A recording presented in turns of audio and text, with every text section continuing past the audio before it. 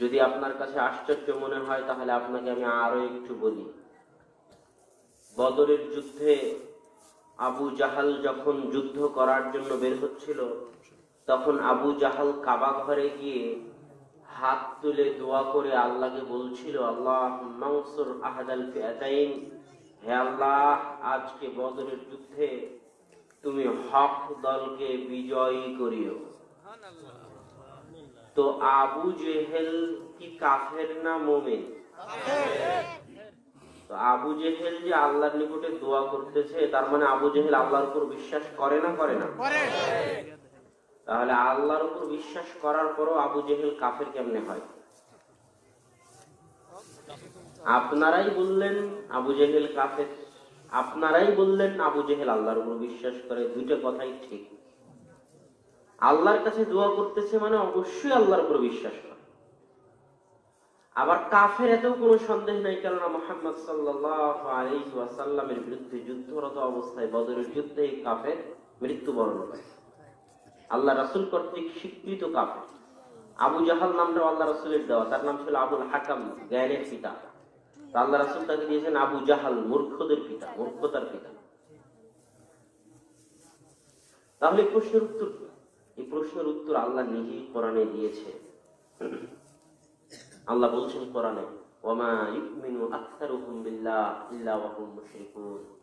দুনিয়ার অধিকাংশ মানুষ আল্লাহর উপর ঈমান আনার পরেও, আল্লাহর উপর বিশ্বাস স্থাপন করার পরেও, আল্লাহকে রব হিসেবে, পালনকর্তা হিসেবে, সৃষ্টিকর্তা হিসেবে স্বীকৃতি দেওয়ার পরেও, দুনিয়ার অধিকাংশ মানুষ মুমিন হওয়ার পরেও তারা মুশরিক।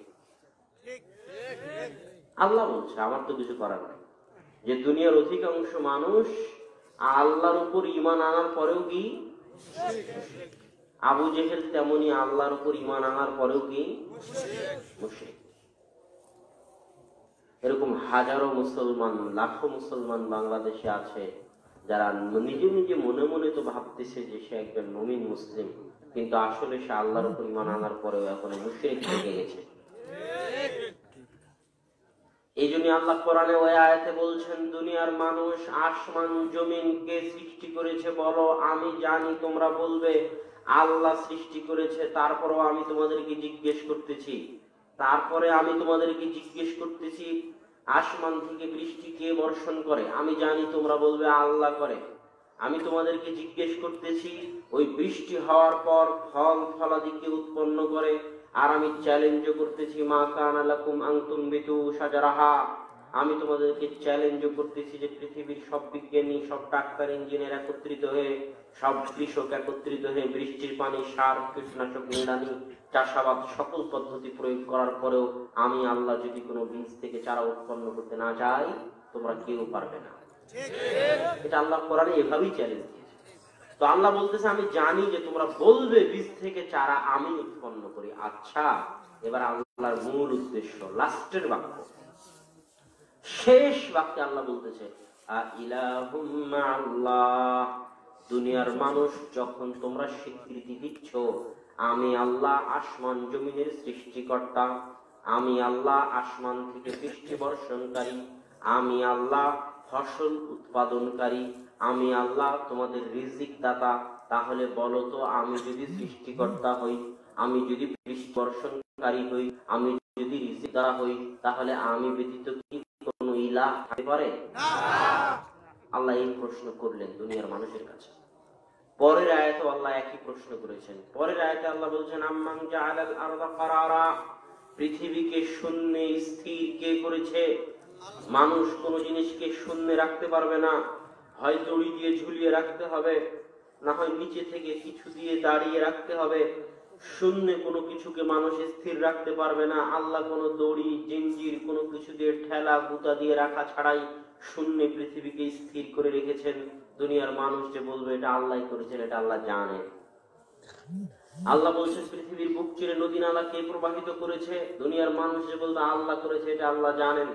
আল্লাহ বলছে, পৃথিবীর ভারসাম্য যেহেতু শূন্যে আছে, সেহেতু পৃথিবীকে স্থির রাখতে ওজনের ভারসাম্য রক্ষা করা লেগেছে আমাকে। ওজনের ভারসাম্য রক্ষা করতে গিয়ে আমি পাহাড় স্থাপন করেছি পৃথিবীর মধ্যে। আল্লাহ বলছেন। তো পাহাড় কে স্থাপন করেছে? আল্লাহ করেছে। এগুলো বলার পরে আল্লাহ সুবহানাহু ওয়া তাআলা লাস্টে একই জিজ্ঞাসা, আ ইলাহুম মা'আল্লাহ, দুনিয়ার মানুষ, আমি যখন পৃথিবীকে শূন্য স্থিরকারী, আমি যখন নদী নালা প্রবাহিতকারী, আমি যখন পাহাড় স্থাপনকারী, তখন বলো তো আমি ব্যতীত কি কোনো ইলাহ থাকতে পারে? এই দুটি আয়াত থেকে কি বোঝা যায়? আমি এই দুটি আয়াত থেকে আপনাকে যেটা বোঝাতে চাচ্ছি সেটা হচ্ছে, আল্লাহর এই দুটি আয়াতে স্পষ্ট যে আল্লাহকে সৃষ্টিকর্তা হিসেবে মানা আর আল্লাহকে ইলাহ হিসেবে মানা এক নয়।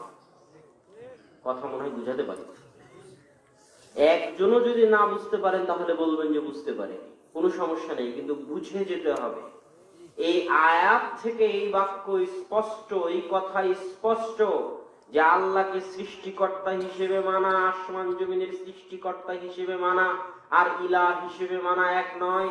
আল্লাহকে আসমান জমিনের সৃষ্টিকর্তা ইহুদিও মানে, খ্রিস্টানও মানে, হিন্দুও মানে, বৌদ্ধ মানে, কিন্তু তারা আল্লাহকে ইলাহ হিসেবে মানে না। আল্লাহ সুবহানাহু ওয়া তাআলাকে বৃষ্টি বর্ষণকারী হিসেবে মানা, ফসল উৎপাদনকারী হিসেবে মানা, রিজিক দাতা হিসেবে মানা আর আল্লাহকে ইলাহ হিসেবে মানা এক নয়। পৃথিবীর যত ধর্মের মানুষ আছে সবাই আল্লাহকে রিজিক দাতা, আল্লাহকে পালন কর্তা, আল্লাহকে বৃষ্টি বর্ষণকারী বলে বিশ্বাস করে, কিন্তু তারা আল্লাহকে ইলাহ হিসেবে বিশ্বাস করে না।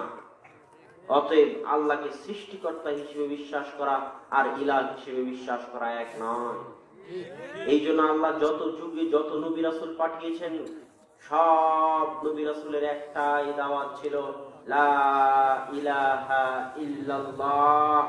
কোন নবী রাসূল এই দাওয়াত দেয়নি যে লা রাব্বা ইল্লাল্লাহ, লা খালিকা ইল্লাল্লাহ, লা রাযিকা ইল্লাল্লাহ। এই দাওয়াত কোন নবী রাসূলই দেয়নি যে আল্লাহ ব্যতীত কোনো সৃষ্টিকর্তা নেই, আল্লাহ ব্যতীত কোনো রিজিক দাতা নেই, আল্লাহ ব্যতীত কোনো রব নেই।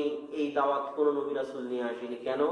যেই সমাজে ওই নবী রাসূল প্রেরিত হচ্ছে, ওই সমাজের মানুষ আগে থেকেই আল্লাহকে রিজিক দাতা মানে, আগে থেকেই আল্লাহকে রব মানে, আগে থেকেই আল্লাহকে পালন কর্তা মানে, কিন্তু আল্লাহকে ইলাহ হিসেবে মানে না। আল্লাহ রাসূল যে সমাজে প্রেরিত হয়েছে ওই সমাজের মানুষ আবু জেহেল, আব্দুল মুত্তালিব, সব। আব্দুল মুত্তালিব যখন আব্রাহার বাহিনী আসলো কাবা ঘর ধ্বংস করতে, তখন আব্দুল মুত্তালিব আল্লাহকে বলতেছে, আল্লাহ তোমার কাবা তোমার হেফাজতে দিয়ে গেলাম। তার মানে আব্দুল মুত্তালিব আল্লাহর উপর বিশ্বাস করে না করে না? আব্দুল মুত্তালিব তার ছেলের নাম রেখেছে আব্দুল্লাহ। আব্দুল্লাহ মানে আল্লাহর বান্দা, মানে আব্দুল মুত্তালিব আব্দুল্লাহ আল্লাহর উপর বিশ্বাস করে না করে না? করে। তো আল্লাহর রাসূল এমন যুগে প্রেরিত হয়েছেন যে যুগের মানুষ আল্লাহকে সৃষ্টিকর্তা হিসেবে মানে তো ঠিকই, আল্লাহকে পালনকর্তা হিসেবে মানে তো ঠিকই, আল্লাহকে রব হিসেবে মানে তো ঠিকই, আল্লাহকে রিজিক দাতা হিসেবে মানে তো ঠিকই, কিন্তু আল্লাহকে ইলাহ হিসেবে মানে না। এই জায়গায় হলো সকল সমস্যার গোড়া। এই জায়গায় হিন্দু আর মুসলমানের পার্থক্য। এই জায়গায় যদি পার্থক্য না করতে পারেন তো হিন্দু আর মুসলমানের মধ্যে কোনো পার্থক্য খুঁজে পাবেন না। এটা আমি বলিনি, জওহরলাল নেহরু বলেছে। কেননা মুসলমানেরা রব ইলাহের মধ্যে পার্থক্য জানে না, তো হিন্দু আর মুসলমানের মধ্যে কোনো পার্থক্য থাকে। জওহরলাল নেহরু বলতেছে, যখন ভারত স্বাধীনতা আন্দোলন, ভারত ভাগ আন্দোলন, পাকিস্তান আন্দোলন 1947 সালের ঘটনা, তখন মুসলমানেরা মিস্টার জিন্না, তারপরে শেরে বাংলায় ফজলুল হক, তাদের দাবি হচ্ছে আমাদের আলাদা মুসলমানদের দেশ চাই পাকিস্তান। জওহরলাল নেহরু তখন কংগ্রেস করে। জওহরলাল নেহরু বলতেছে, আমি তো মুসলমান আর হিন্দুর মধ্যে পার্থক্যই দেখি না, তো আলাদা দেশের কি দরকার? বলে, কেন আপনি কি পার্থক্য দেখেন না? মুঝে হিন্দু মুসলিম মে কোই ফারক নজর नहीं आता। আমাকে তো হিন্দু মুসলমানের মধ্যে কোনো পার্থক্য আমি দেখতে পাই না। হ্যাঁ, এতটুকু যে हिंदू मिट्टी के ऊपर रखकर पूछते हैं और मुसलमान मिट्टी के नीचे रखकर पूछते हैं। পার্থক্য এতটুকু যে হিন্দু মাটির উপরে মূর্তি বানিয়ে পূজা করে আর মুসলমান মাটির নিচে শুয়ে থাকা বাবার পূজা করে। এর চেয়ে কোনো পার্থক্য আছে? কোনো পার্থক্য নাই। কেননা যখন রব আর ইলাহের পার্থক্য মুসলমান সমাজ বুঝেনি, মুসলমান মনে করেছে আল্লাহকে রব হিসেবে মানলাম মানে মুসলমান হয়ে গেলাম। অসম্ভব। আল্লাহকে রব হিসেবে আবু জেহেল মানত, তারপর আবু জেহেল মুসলমান হতে পারেনি। তুমি যতই আল্লাহকে রব হিসেবে স্বীকৃতি দাও, যতক্ষণ না আল্লাহকে ইলাহ হিসেবে মানবে ততক্ষণ তুমি মুসলমান হতে পারবে না। ততক্ষণ তোমার আর হিন্দুর মধ্যে কোনো পার্থক্য নেই। তো কে রব কে ইলাহ? এতক্ষণ তো বুঝলাম ঠিক আছে, আল্লাহকে রব হিসেবে মানা এক জিনিস। আবু জেহেল আল্লাহকে রব হিসেবে মানত, আর মুসলমান হতে হলে আল্লাহকে ইলাহ হিসেবে মানতে হবে। তাহলে আগে আমাকে বুঝান রব কে, ইলাহ কে। রব শব্দের শাব্দিক অর্থ হচ্ছে লালন পালন করা, প্রতিপালন করা, তারবিয়া। এই জন্য দেখবেন যত দোয়া আছে সব দোয়া রব দিয়ে শুরু। রব্বানা যালামনা আনফুসানা, হে আমাদের প্রতিপালক। রব্বানা আতিনা, হে আমাদের প্রতিপালক। রব্বির হামহুমা, হে আমাদের প্রতিপালক। রব্বি জিদনি ইলমা, হে আমাদের প্রতিপালক। সব রব, রব দিয়ে শুরু। মা যেমন ছোট বাচ্চাকে কোলে পিঠে নিয়ে মানুষ করে, ঠিক তেমনি আল্লাহ মানুষকে মায়ের চেয়েও বেশি আদর যত্ন দিয়ে মানুষ করে। 9 মাস 10 মাস 10 দিন মায়ের পেটে কে খাবার দিয়েছে? না পৃথিবীর কোনো শক্তি ছিল যে আপনাকে খাবার দিতে পারত? যখন জন্ম হয়েছে তখন পৃথিবীর কোনো খাবার গ্রহণ করার মতো ক্ষমতা শক্তি আপনার ছিল না। না আপনার দাঁত ছিল, না দাঁতে খাওয়ার মতো বল ছিল, কিছুই খেতে পারতেন না। ওই সময় মায়ের বুক থেকে দুধের ঝর্ণাধারা প্রবাহিত করে আপনার রিজিকের ব্যবস্থা কে করেছে? না মা করেছে? আল্লাহ করেছে। তো আপনার পালন কর্তা কে? আল্লাহ। আপনার জীবন মৃত্যুর মালিক কে? আপনি কার জমিনে বসে আছেন? যতই মানুষ দাবি করুক এই জমির মালিক আমি, জি না, এই জমির মালিকানা হস্তান্তর হয়ে আসতেছে। আসল মালিক আল্লাহ সুবহানাহু ওয়া তাআলা। 5 বছর কেউ আবাদ করেছে, 10 বছর কেউ আবাদ করেছে, 20 বছর কেউ আবাদ করেছে, 1000 বছর থেকে এইভাবে মালিকানা হস্তান্তর হয়ে আসতেছে, কিন্তু আসল মালিক কে? আল্লাহ সুবহানাহু ওয়া তাআলা। এই জন্য আল্লাহ কোরআনে কোথাও বলেনি যে দুনিয়ার মানুষ তুমি যা ইনকাম করেছো সেটা আমাকে দান করো। কোথাও খুঁজে পাবেন না, সারা কোরআনে কোথাও খুঁজে পাবেন না যে আল্লাহ বলতেছে দুনিয়ার মানুষ তুমি যা ইনকাম করেছো তা আমাকে দান করো। আল্লাহ বলতেছে তোমার পকেটে যেটা আছে ওটা আমারই দেওয়া, তুমি ইনকাম করোনি, আমি দিয়েছি। সারা কোরআন খুঁজে দেখেন, আল্লাহ বলে যে মিম্মা রাযাকনাহুম ইউনফিকুন। আল্লাহ বলেনি তোমার পকেটে তুমি যেটা ইনকাম করেছো সেটা আমার রাস্তায় দান করো। আল্লাহ বলছে তোমার পকেটে যেটা আছে ওটা আমি দিয়েছি, রাযাকনা, আমি রিজিক হিসেবে দিয়েছি।